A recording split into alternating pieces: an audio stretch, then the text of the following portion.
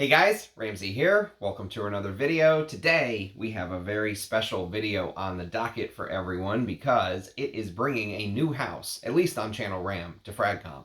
And it's not actually bringing it to Fragcom. I'm not introducing it to Fragcom or anything like that. But it is the first time that I'm talking about this house on the channel. And I have to say that I almost owe this gentleman an apology because maybe a year ago, maybe more than a year ago actually, he reached out to me and he sent me some amazing stuff. He sent me an entire sample set of his work.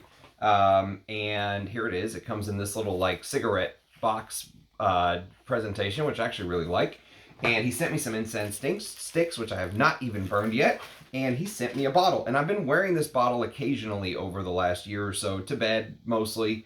But it's a fragrance that has kind of captivated me, and I've actually come to really, really like it and enjoy it over the time. So we're going to talk a little bit about Jade Phoenix, and the house is called Grayi, and we're going to talk about why it's named Grayi as well. There's a little bit of marketing advertisements that he sent with me, so we do have, maybe you could call it a press release. Persolays would call it a press release, but I'm not like a proper reviewer. I'm just some guy who loves fragrances, and I love doing these videos for you guys. So we are going to ramble a little bit. And if you're new to my channel, I have to say sometimes my videos go in this meandering way to get to the end. I like to talk about a lot of different things. You know, it is a fragrance community for a reason. And sometimes we talk about things that will be off the scope of just the name of the video. But that's the way my videos are. I always have had this conversational style, and I always will. You know, there are some people that are just like, get to the point, review the fragrance. That's never going to be me.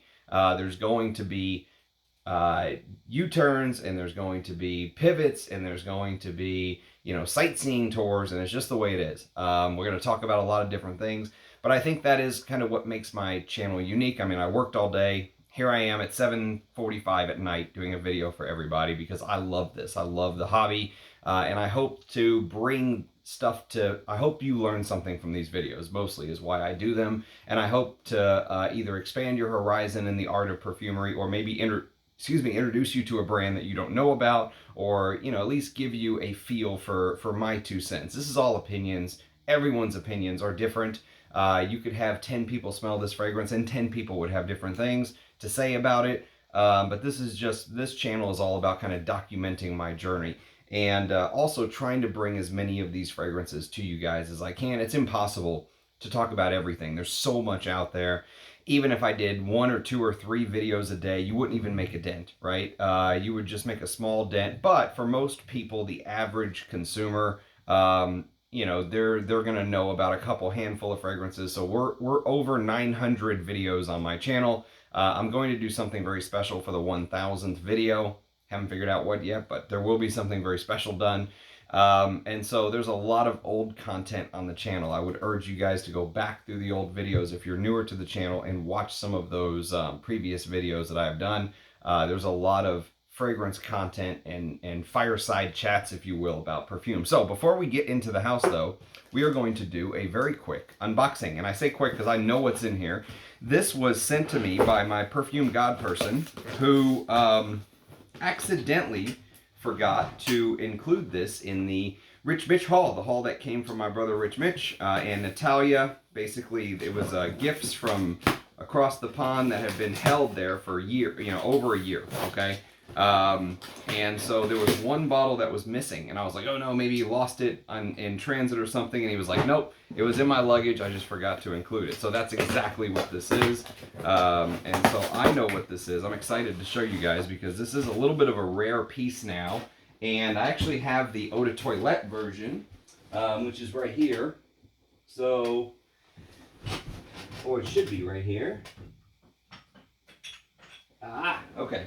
So this is the Eau de Toilette version of Opium pour Homme, and this is the Eau de Parfum version is what we have right here. So let's take a look at this bad boy. This was very hard to find. I had to get a tester, as you can see, and I think that's why it got lost in the shuffle, because he also brought some perfume back, I believe. And so, oh yes, baby. I don't even think this has been sprayed. This is exactly what I wanted.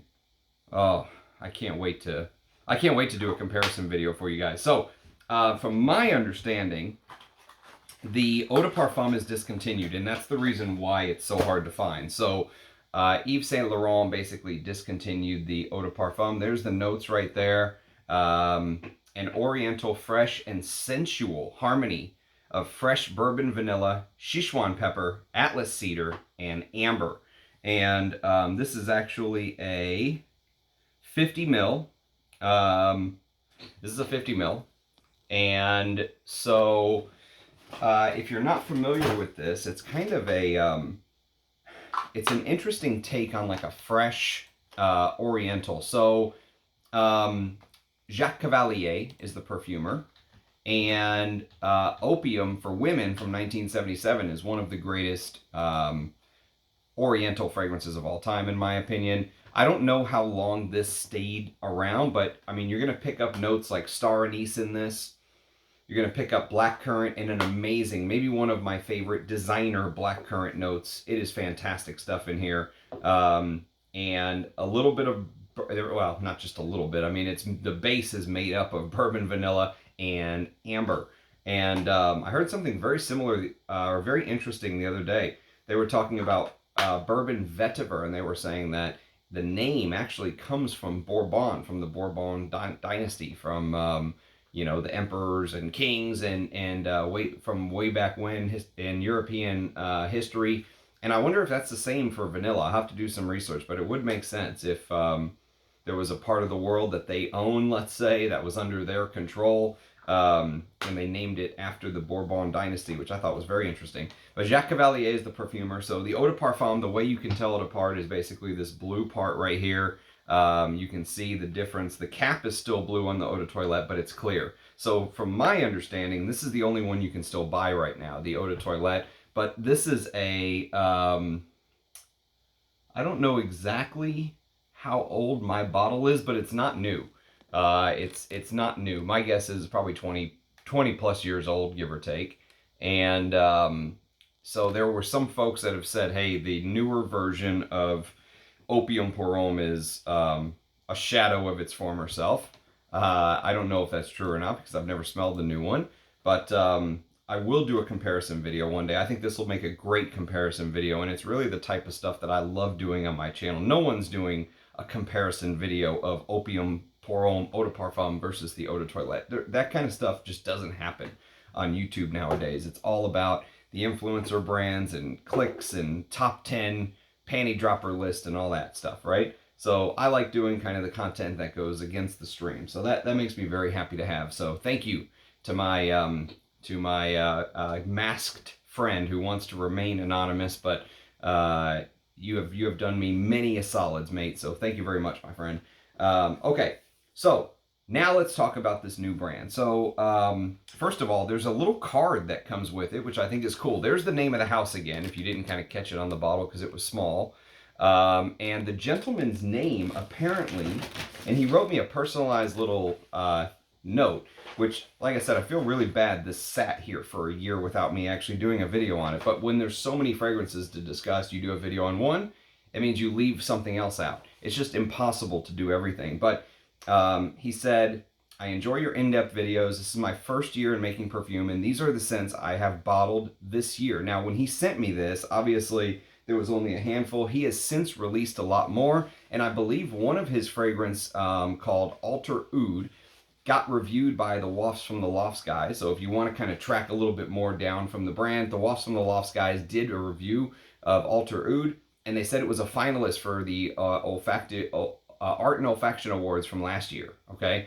So I don't know if he actually won or if he was just a finalist, but for a first-year perfume maker to be right there, and remember, he is claiming he's the perfumer and brand owner and everything, right? So he's not using a perfumer. He's not doing what Eugene did, which was basically create a brand and then use like an established perfumer like Antoine Lee. He is actually making these fragrances.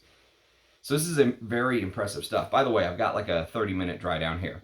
I just sprayed it before the video. So he just a quick intro to him. His name is James Miju, and that's where it basically says Artisan Perfume by Miju. That's what he goes by, but his name is James Miju, and he's a self-taught perfumer, and he named the brand D. Grayi. So this D. Grayi I thought it was a strange name the first time I saw it, but there is an explanation behind it. He says he named the brand Grayi after the flower Diphelia Grayi, which is his favorite flower because of how unique it is, he says, which the petals actually turn clear and transparent when it gets wet. So this Diphelia Grayi flower is known as the skeleton flower. So if you actually just Google the skeleton flower, you'll see it. I have never heard of this flower before, interestingly enough, and I think it's a good I think it is a good example of the type of perfume that this guy is trying to make. He's trying to make something that's different and unique and,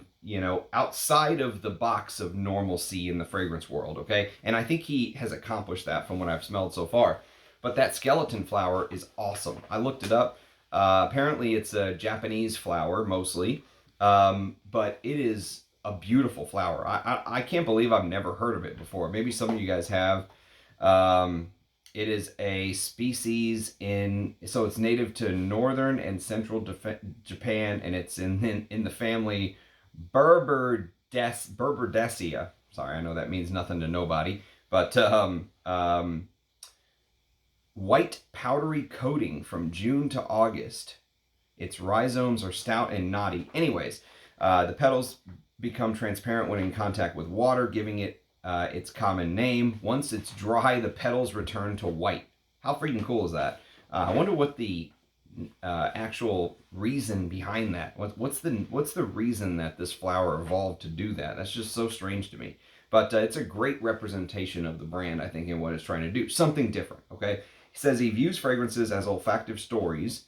So he uses a lot of tinctures and naturals in his perfumes, combined with modern aroma molecules to paint the fullest picture. And that's actually the best way to describe this. So obviously I haven't worn this whole bottle. Today we're talking about Jade Phoenix, but there is an entire sample set, as I pointed out. So really, we could be doing a live stream on the house, and I haven't smelled any of these other ones. I've been saving them for a potential live stream. So there's 8 fragrances in here. So we could do like 4 one day and 4 the next. So that is a possibility. We can explore this house together. But from what I've smelled of Jade Phoenix, he's also since released another Phoenix, but it's not called Jade. It's called something else. Something else Phoenix. I should know this, but let's see. Grayi Phoenix. So he has since released another Phoenix for 2024. I think this came out in 2023. I'm not 100% sure, but I'm going to put 2023 down. Rose Phoenix is what it's called for 2024. So obviously Jade Phoenix did well enough to now he created Rose Phoenix. So he says that he uses a lot of naturals and combines them with modern aroma molecules. It says there are a high percentage of tinctures in my perfume creations. The scent experience will be unique each year depending on how the plants were grown that year. This is the beauty of naturals, and I decided to create cards with imagery to represent each version that will be created. I included some of my current cards that I have finished. I hope you enjoy them and the scent. So this is awesome. So there's the card there's the image for Jade Phoenix. And it almost looks like you can see the Phoenix kind of rising up and maybe taking off. The ground that it's sitting on is very green, and there's almost this green aura about him.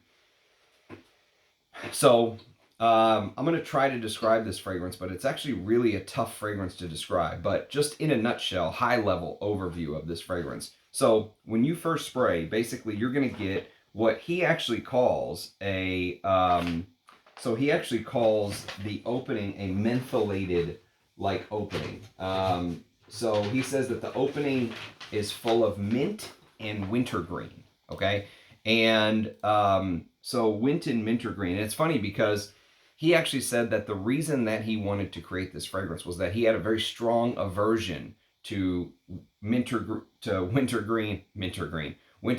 or mint or like spearmint-like smells. So he said he basically wanted to create a fragrance that would take something that he had a negative opinion about and turn it into a positive opinion is where this fragrance came from. I love the idea.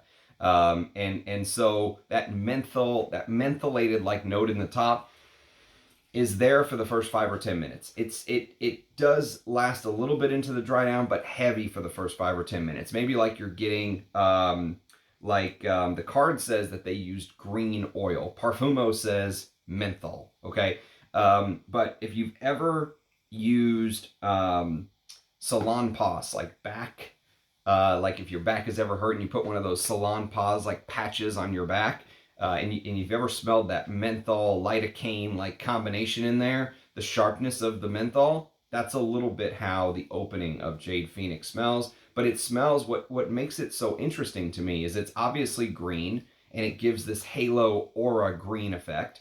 And if you think about the Phoenix kind of taking off, or maybe having a halo or an aura around it as it flies, that plays hand in hand with that. He says that a green aura radiates around the golden phoenix as it's reborn. That's literally the quote on the little card that you get right there. And so, but what's interesting about this green opening is if you know anything about green fragrances, so there are some people that they hear the fragrance is green and they're like, I'm out. The green fragrances are not for them.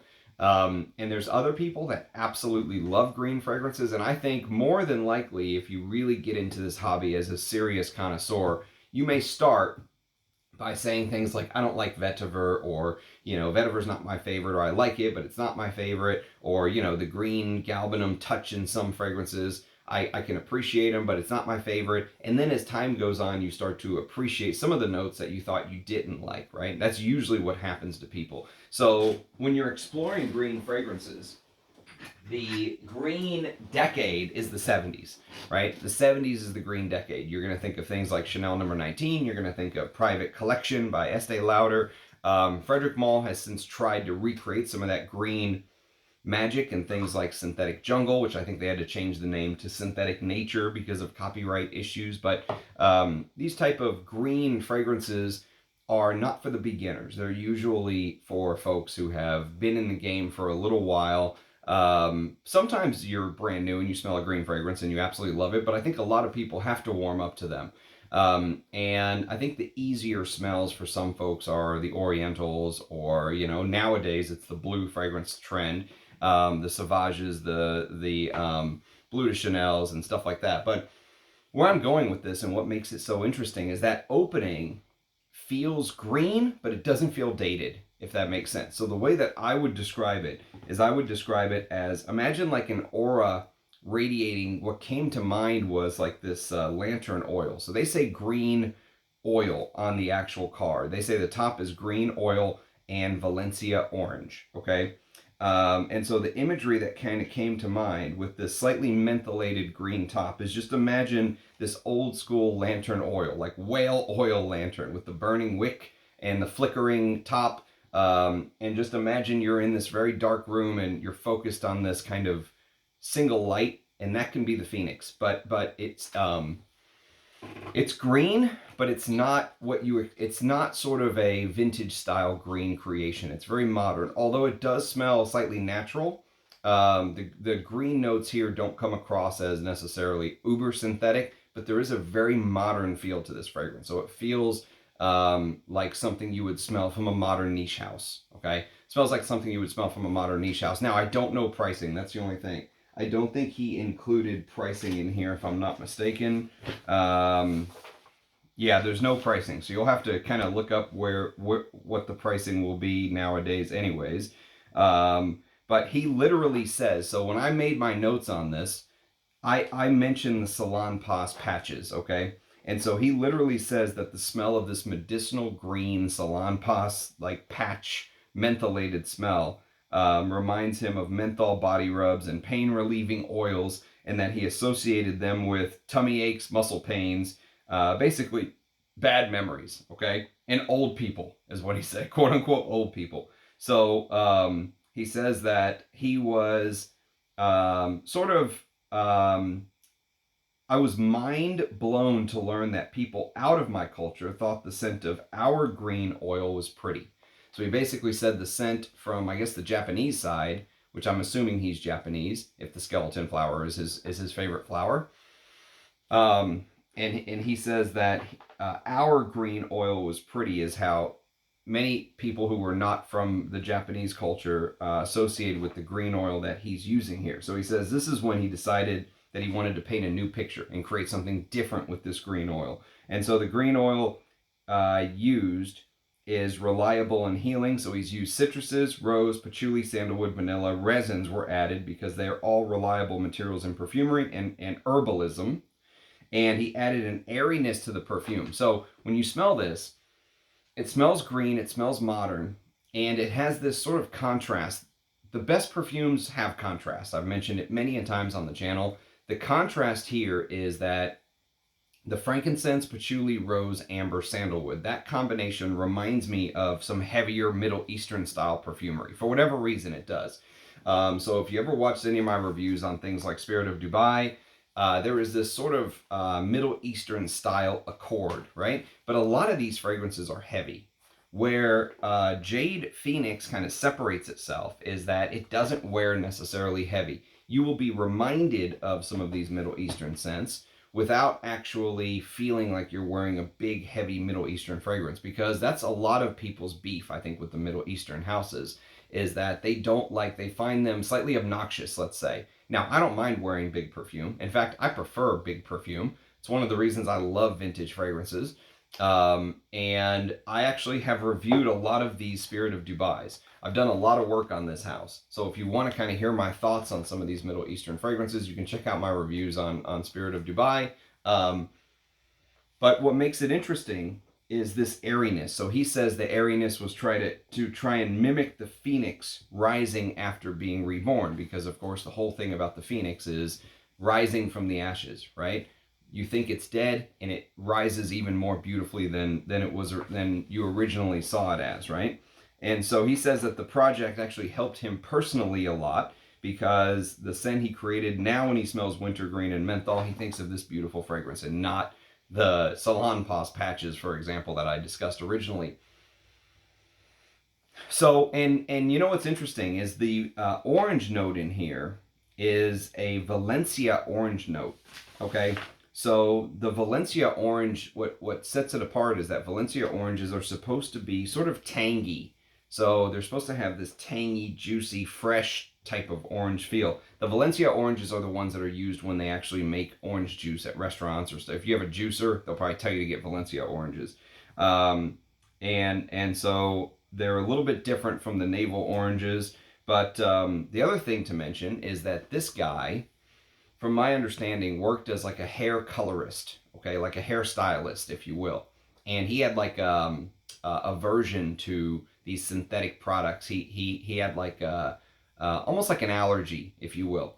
And so he, over his 15 years of being a hair colorist, learned to try to use some of the natural materials where possible. So this fragrance, in a nutshell, is a very modern green opening with that sort of flickering candle lantern oil feel. Doesn't smell like vintage galbanum. It smells slightly unique. It does have that mentholated top, which may put some people off because of that Salonpas patch. You know, back rub cream, menthol, lidocaine-like feel, if you will. But it doesn't feel like the vintage green fragrances of the past. And it feels like it takes from modern niche perfumery while kind of doing its own thing. So that's the fragrance in a nutshell, if you will. It, you know, I've tested it many a times, wearing it to bed and stuff like that, but it doesn't change a whole heck of a lot, other than the big change for me is that menthol top, if you will, and it changes slightly into the dry down. So whenever the hours start to tick by, you'll notice that frankincense, the incense, starts to kind of come out a little bit more, and the incense almost feel. And you could almost, you know, think about the phoenix itself as being on fire, right? If you think about like a phoenix rising from the ashes and literally being set on fire, the frankincense note in here plays beautifully into that. So it's slightly artistic. You can really kind of follow the story. It doesn't lose the plot. And for someone who is first year, or now it's been a couple years for him, but let's say a newer perfumer, very impressive stuff. And I really can't wait to try some of the other stuff. And especially for someone like me who loves bringing new stuff to talking about things other YouTubers won't talk about and that kind of thing. I do feel bad that I just kind of sat on this and just occasionally sprayed it here and there and did not give it the time of day that it deserves. So again, thank you, my friend, for sending this to me so long ago. Sorry it took over a year to actually have this video up on the channel, but hopefully it's worth the wait. Now there's more of the perfumes that are out there. If you go to Parfumo and look up the brand, there are, it's listed on Parfumo now. You can see kind of his new fragrances for 2024. Things like Black Dog, for example, is a new one for 2024. And there's one called Pemwoo Wood. And there is the new Rose Phoenix, like I was talking about, and White Rabbit. Those are all new for 2024, and a fragrance called Wood. So, you know, definitely more to explore from the house. We very well may be able to do a live stream one day. Also, I want to mention that I made an announcement today on the channel that Saturday, May the 11th at 11 o'clock Central Standard Time, our good friend Prakar Gupta from Sherwood Parfums is actually going to join us for an interview. One of my favorite types of videos to put up, and it'll be a live stream so it can be interactive with you guys. So come with questions. Cannot wait to hear Prakar Gupta's story. And so that will happen at 11 o'clock Central Time on Saturday, May 11th, 2024, obviously. So for those of you watching this well into the future. But yeah, if anyone has experience with this house, let me know. I don't think there's very much about it floating around on FragCom. But James, I appreciate your patience on me being able to put up this video. If anyone has smelled this house, I would love to hear your thoughts. And if you smelled this particular fragrance, I'd love to hear your thoughts as well. So again, thank you to my perfume Godperson for making this this happen and coming all the way across the pond to me. I really appreciate it. And as always, thanks to each and every one of you who watch and comment and like and subscribe and all that stuff. It definitely helps the algorithms. So I appreciate every single one of you who joins us and participates and all that good stuff. So see you guys in the comments. Cheers, and I'll catch you next time. Bye-bye.